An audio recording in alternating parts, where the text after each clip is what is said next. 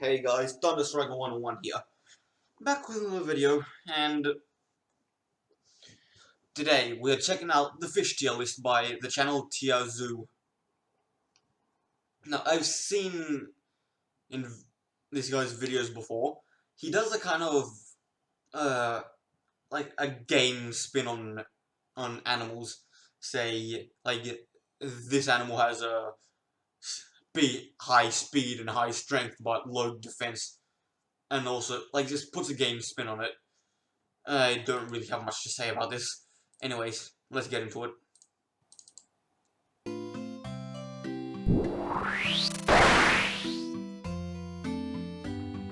Starting with an archerfish and a praying mantis.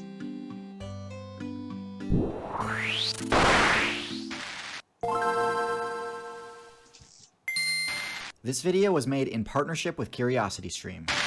Fish are one of the most diverse factions in the entire game. Yep. They're extremely popular among both casual and competitive players, and make up the vast majority of the aquatic player base. And with so many different potential fish builds to choose from, it can be difficult to know which builds are actually competitively viable in the current meta. So today, we're going to go through the tier list of fish. This will by no means be a comprehensive tier list. I mean, there are more than 3,000 variants of the catfish build alone. Still, by highlighting the standout builds in both high and low tiers, hopefully I can give you a good understanding of where the fish faction fits into the current meta. And if there's a fish I didn't include, hopefully by seeing my logic in this video, you'll be able to evaluate that fish build yourself. Oh, also, quick disclaimer, since I've already made a shark tier list, I'm omitting sharks from this video. But before we dive into the tier list, first I want to give you an overview of the abilities commonly found in the fish faction. I was wondering, are we going to get shots in this? The history of the fish build. So the basic fish build doesn't have much in terms of unique perks or abilities, which is actually great, as it means that each player has a lot of room for customization. The basic fish build is most famous for its use of the fin and gill abilities, both of which offer huge advantages in water while predictably being entirely useless on land. Back during the Devonian expansion, long before the vertebrate faction had unlocked terrestrial builds, fish were the top tier build in the game, having a crushing matchup against the top arthropods, their main competitors. In today's meta though, fish have to compete with a lot more than just arthropods, and typically place below the top marine builds like cetaceans and cephalopods. And with the nerfs to the placoderm armor ability that fish used to have access to, fish have to get creative with their game strategies in order to survive the current meta. Now let's get into the tier list to see which strategies and abilities are worth speccing into if you're a fish player. Seahorses are an extremely strange build with the lowest mobility stat of any fish in the game. This mobility stat is due entirely to their strange choice to spec into the prehensile tail ability at the cost of all but one of their fins. Now don't get me wrong, the prehensile tail ability can be extremely useful, especially for arboreal builds that use them to tether themselves to trees while keeping their hands and legs free for foraging. For a marine build though, I think there are better choices available. All the prehensile tail does is allow the seahorse to anchor itself to plants and rocks, preventing itself from getting tossed around by the current, which again it wouldn't need to do if it didn't lack fins. Now, they do have pretty solid armor, which can make them difficult to actually take out, but their extreme lack of mobility means the seahorse cannot dodge attacks. This leads them to getting smacked around by any player who feels like it, even ones without any special combat perks. And with their best matchup being against plankton, to me there's no way the seahorse places any higher than F tier. Sunfish. Also in F tier we have the ocean sunfish. This probably isn't too shocking given that the sunfish is famously bad at defending itself. But for those unaware, the ocean sunfish has the highest HP stat of any fish in the game and relies on its giant size for protection. Similar to the seahorse, the sunfish's other stats are all extremely low, and because of this, the sunfish gets bullied hard by many of the common marine threats, both large and small. They get torn to bits and tossed around particularly badly by the mammalian player base. Sea lions and orcas in particular love flexing their superiority over the largest fish build in the game. But the sunfish has another huge weakness: parasites. See, the sunfish has soft, mucus-coated skin instead of the scales traditionally used by fish players. This makes the sunfish more vulnerable to parasites, which unfortunately means that even the best sunfish mains have to play while suffering from a wide variety of debuffs from parasite infestations. The Sunfish players often solicit the help of support mains like the wrasse and shrimp to help cleanse themselves. Yeah. And may even sit at the water's surface to give bird mains the chance to attack the parasites. The gigantism strategy is usually a pretty reliable strategy for avoiding attacks. Elephants, whales, hippos, and rhinos are generally safe from attacks once they reach their max size. Yeah. However, I think in order to make the strategy work, you need to actually be able to strike back to discourage repeated attacks. Otherwise, you're kinda just a damage sponge and will have your HP slowly whittled down, as we often see happen to the Sunfish mains. So because of all these vulnerabilities and over-reliance on support players for help, I have to place the Ocean Sunfish in F tier. Is there no E? The Flying Fish is a build with an extremely unique playstyle centered around maximizing mobility. By putting a huge amount of evolution points into their fin trait and mobility stat, they've actually gained the ability to glide through the air for surprisingly long distances. This is useful as an escape option when being attacked by a larger fish player. However, as unique a move as this is, I actually think this is a pretty poor strategy overall. Being airborne might put you out of range of an attack from another fish, but it's by no means a safe position, and in many cases is actually seriously disadvantageous. Without any way to dodge attacks midair, flying fish are extremely vulnerable to bird attacks, Yeah, I mean, if anything, which kind of nullifies the benefit of escaping an aquatic pursuer. Yeah, if anything, it's even worse. With no way to change direction midair, it's actually not that difficult for said fish player to just intercept the flying fish's landing. So overall, not that useful of an ability, tacked onto an otherwise unremarkable build. Ooh, Also salmon. in D tier we have the salmon family, which includes the fish builds like the trout and the char. This build actually has some pretty impressive stats, with high mobility being pretty much required in order to withstand the constant rushing flow of the rivers that they use as their respawn points. Similar to the flying fish, this playstyle is also highly vulnerable to disruption from non-aquatic players. As impressive as it is that salmon and trout mains are able to make these insane jumps, the sad truth is that the thing that they're most well known for is being an easy source of XP for carnivore players. Now, this jumping ability is also useful for attacking flying builds midair, but the salmon's power stat isn't quite enough to be able to take down anything that isn't far below their weight class. Catfish. At the bottom of C tier, the whiskers are very catfish, sensitive. One of the tankier builds on this list with a bulky yet versatile stat spread. True. A lot of players undervalue the catfish and see it as low tier trash due to it being a bottom feeder, not realizing that they've actually got a few decent unique abilities, most important of which is their venom. Rather than speccing their fin appendages to do things like flying or flexing, the catfish build specced into fins that have barbs on them, which can deliver a venomous sting. While their venom usually isn't able to deal lethal damage, it's still a decent defensive ability. It does have its weaknesses though, particularly to long, disjointed hitboxes, such as the spear-like beaks of some bird builds. Ooh. Nonetheless, the catfish is still a reliable and easy-to-play build, being omnivorous and able to gain plenty of XP simply by digging through the mud for scraps. Yeah, archerfish. They spit. Also in C tier we have the archerfish, the only fish build with the ability to use a ranged attack. This projectile deals essentially 0 damage, but it's by no means useless. It's a knockback This projectile has high knockback, making it excellent for pushing players into vulnerable positions. A waterlogged insect is one of the easiest targets in the game, and being able to force that type of interaction is an extremely powerful ability. This ability does have its limitations though. As is the case with most projectiles, this attack is unusable in the water. Obviously. The archerfish doesn't really have any good moves for PvP against other aquatic players. I think the biggest weakness of this playstyle though is the position that you're forced into in order to make use of your projectile weapon. Being near the surface of the water leaves you vulnerable to both attacks from below and above, and with no defense against either, the archerfish is a high-risk, decent reward build. The bass. In B tier we have the builds this that is are a big generally one. solid picks, but lack any truly overpowered abilities. First is the bass, the poster child for the phrase, big fish in a small pond.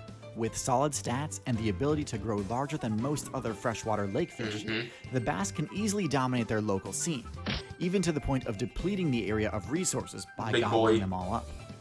Their generalist nature and large jaws mean they can prey upon just about anything from smaller fish to crustaceans to even builds like frogs and alligators. While there's not that much that's flashy or unique about this strategy, there's no denying that the bass is a consistent threat in the pond meta, and I consider them the gatekeepers of the higher tiers. Also in Cleaner B tier Wrasse. we have the fish faction's premier support class, They get the rid of Cleaner Wrasse. yeah, they The get Cleaner rid of Wrasse parasites. specializes in cleansing larger fish players of parasites, providing an extremely useful service in the form of removing debuffs from any fish player in need, similar to the Oxpecker on land.